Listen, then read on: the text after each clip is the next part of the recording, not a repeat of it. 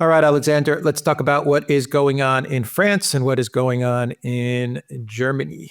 And in France, it looks like we might be getting another no Mm, confidence vote. yeah, Macron is just sinking. I think he's at the lowest approval ratings ever. Like absolutely. in all of his history of being a president of Yeah, France, he's at yeah. the lowest level. Deservedly. Just So yeah, absolutely. I mean, everything is falling apart yeah. around him. He called the elections last year. We saw the extent to which the result of those elections was manipulated. But nonetheless, it still left, it still created a situation where there was no stable coalition to form a government in the French parliament.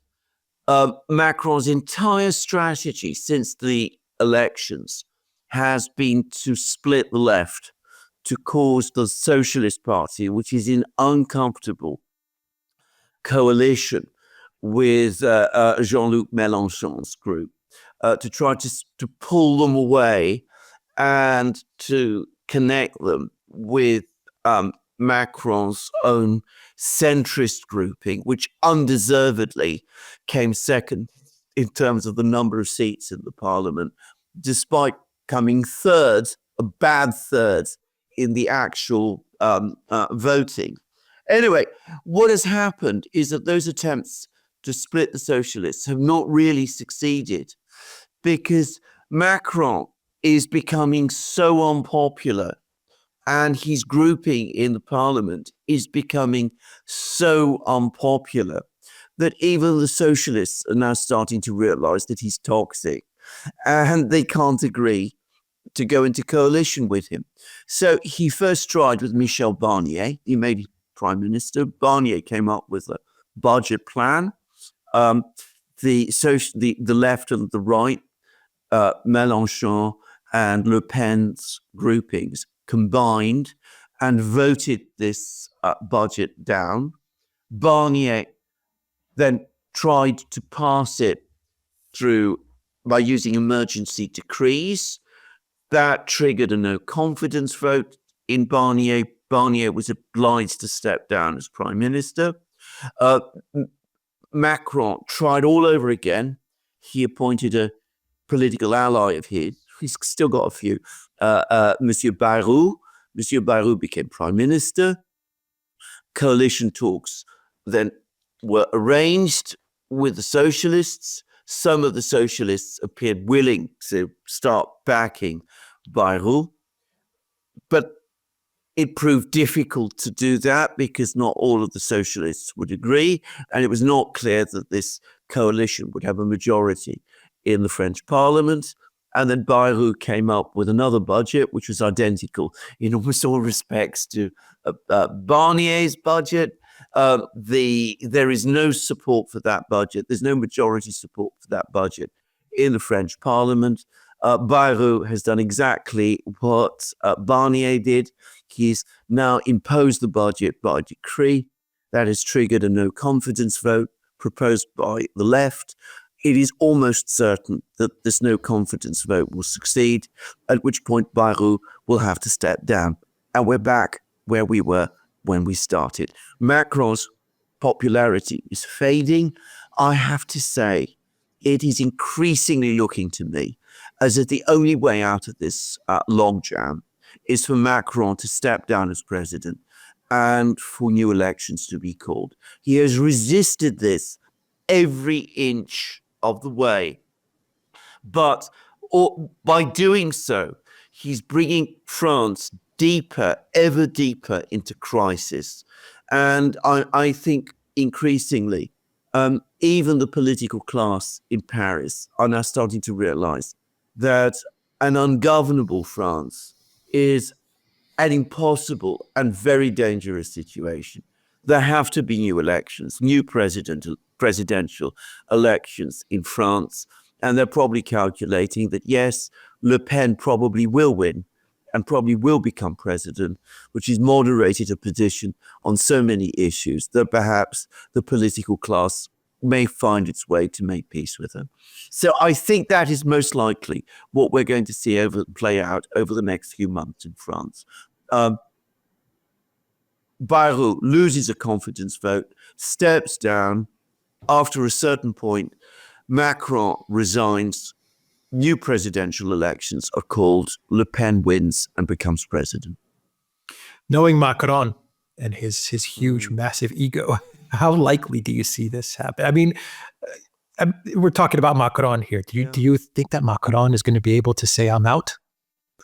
Well, his ego may lead him to do that because, I mean, as things are playing out, he is failing.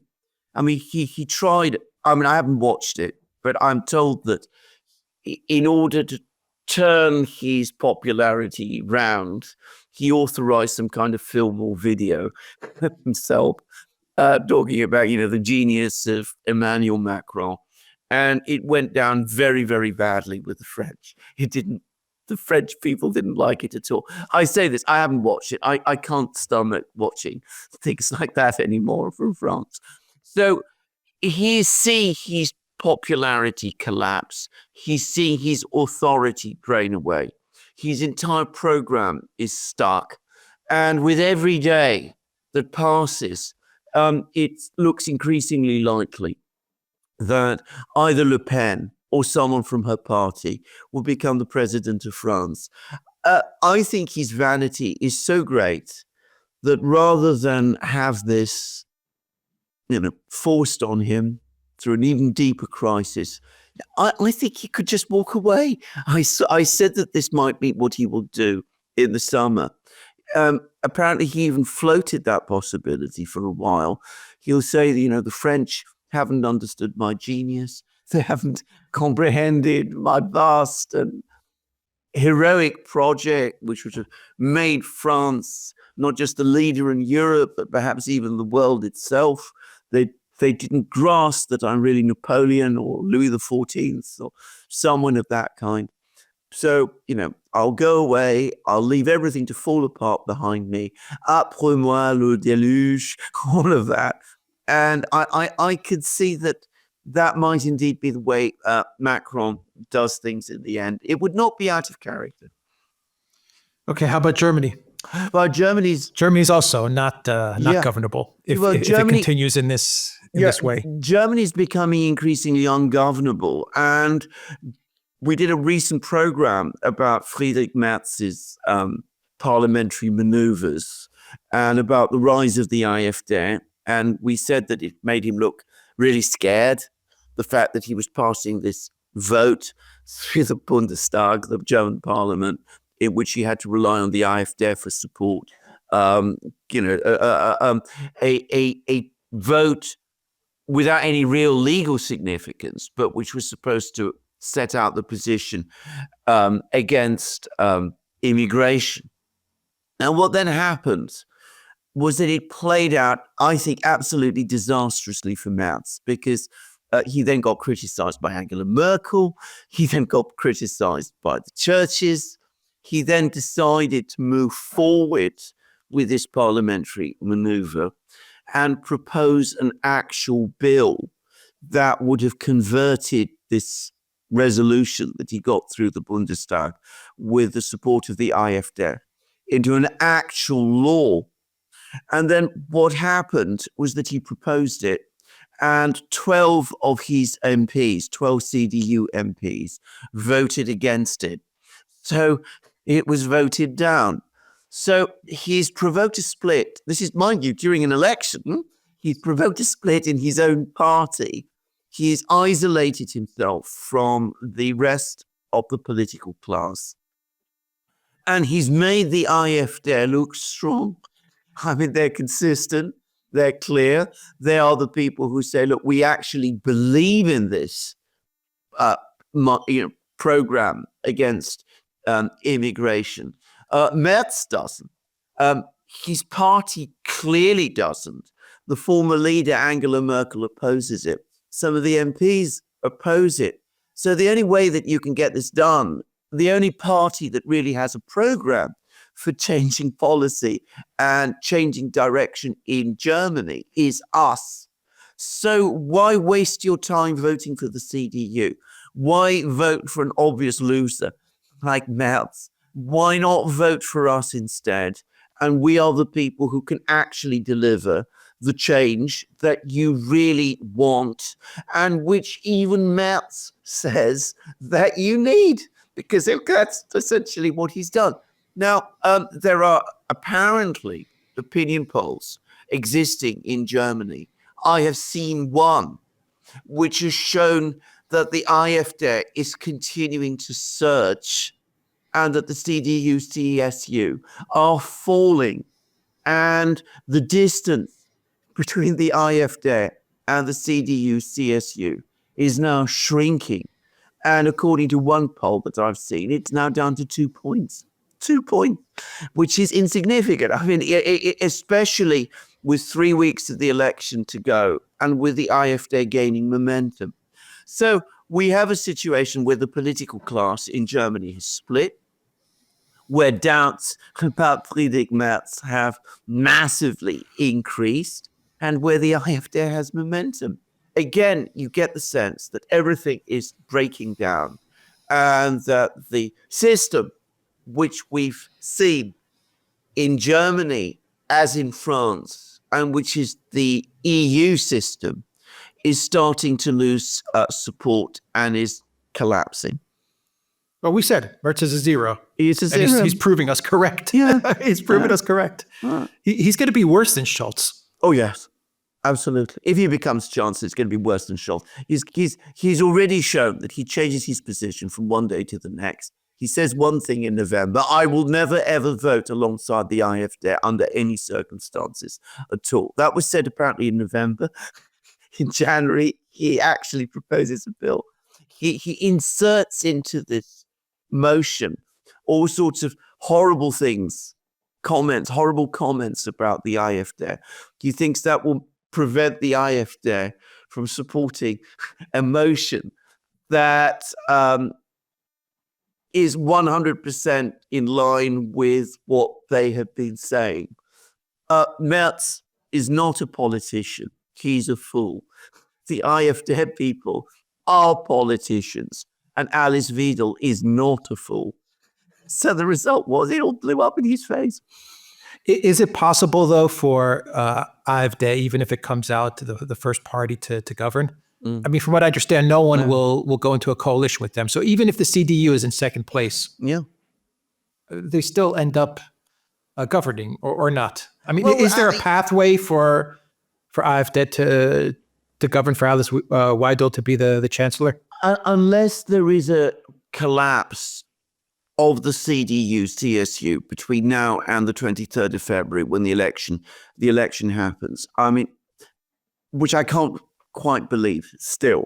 No, I don't think so. I think let us say that we get a situation, and I'm just plucking figures out of the air, where the AfD gets 27%, which is, I think, not inconceivable. And the CDU, CSU gets 25%. I still can't imagine that the president, who's Steinmeier, who's from the SPD, an absolute political class, would seriously agree to Alice Weidel becoming chancellor nominee. And I think he would still suggest that Merz try and form a government. And Merz would probably try to form a government, and he'd try to go into coalition with the SPD and with the Greens. And I mean, the only way that could work is that if all three of those parties then came together and formed the coalition, it would be incredibly unstable, incredibly unpopular. It would be a coalition of losers, and it would be absolutely the wrong government for Germany at this time. And I don't know how long it would hold together, in truth. I wonder if Habeck would make a push to become chancellor. Well, he might do. I mean, bear in mind that of all of the establishment parties, the Greens in some respects look the most solid. because, as we've discussed many times, it's an ideological grouping made up of people who are ideologically committed to the Green project. So it's polling at around 12, 13%, as I understand, and that looks pretty solid. So Habeck might come along, or even Baerbock. Remember, in the previous election, when he looked for a time as if the Greens might even come first, there was even talk about it. Their the person they would have proposed for Chancellor would have been Baerbock. It sounds incredible now. But on the assumption that, as I said, the Greens come through with 13%, they might be able to turn around and say to Scholz and Pistorius and the other leading figure in the SPD and Merz as well, look, you've all failed. Our party remains solid. We are the most solid party within the German system. Why don't you make Habeck Chancellor? I cannot imagine Merz agreeing to that. I think if he did, there would probably be a split within the CDU. But you never know. I mean, these people are becoming increasingly desperate. And there might be all sorts of weird and wonderful things done in Germany over the next few weeks, depending, as I said, on what the ultimate outcome of the election is going to be. I can't quite believe that one. But as I said, stranger things have happened. What a shame, because Germany cannot afford this. They can't afford Merz. They can't afford Habeck. And they can't afford any of these people to be anywhere near government. Absolutely. I mean, the other thing that's happened, and I mean, again, this is something that outsiders or people who don't follow German politics very well are probably not really accustomed to. But tempers have now broken. I mean, everybody's furious with everybody else. Everybody's using incredibly abusive and strong language by German standards against everybody else. Certainly for a long time now, going all the way back to Helmut Kohl's time, at least, and arguably even beyond to some extent, the way German politics works was basically that all these various parties, they're all part of the same political class, they were all friends with each other, everybody was very polite with each other, nobody really said things that were too strong. It wasn't real politics at all. All of that has now disintegrated. Everybody is pointing the fingers at everybody else. Everybody is saying, you're to blame for this mess. No, you are. It's your fault. Nobody's coming up with anything that remotely looks like a viable program. Merz is talking about returning to a more free market approach in German economics, which is, of course, anathema to the Greens. The SPD, well, I'm not even sure what they really think. Nobody really has a viable economic program for Germany. None of the major political parties do. And as I said, they all now are angry with each other and they're all hating each other. All right. We will end it there. TheDuran.locals.com. We are on Rumble, Odyssey, BitChute, Telegram, Rockfaded X. Go to the Duran shop, pick up some merch like what we are wearing in this video update today. The link is in the description box down below. Take care.